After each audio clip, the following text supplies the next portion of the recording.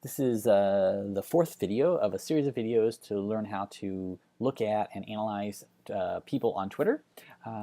This video is going to look at some data that we've extracted from a series of images that Aidan Conley from Alltech posted just before Christmas, his top 500 advocate list.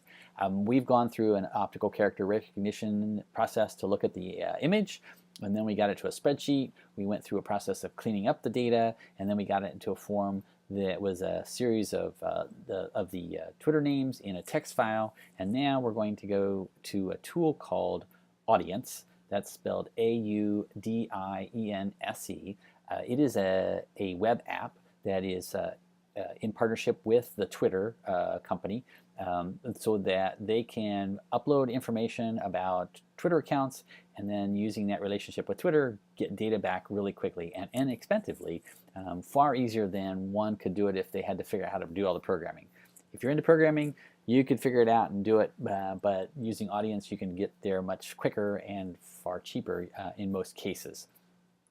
So here we have, this is the Audience account for Truffle Media, and I'm going to quickly show you real quick what it can do. So here's the Truffle Media account with 7,700 followers, and Audience allows you to look at that data and do some quick filtering if you want. So we're going to do that with the Aidan Conley data. So let's go back to the Audience main page.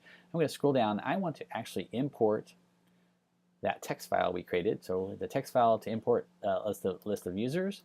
I'm going to click on that. I'm going to go find the file. It is right here, and it's called ag list top list ag people. I'm going to open it, and it's going to pull it in. It's going to email me when it's done, and it's usually pretty quick, so I'll just go back and look at it. It's right here. There are like 257 people that appear to be being pulled in. Let's see if it's ready. Nope, it's not ready yet.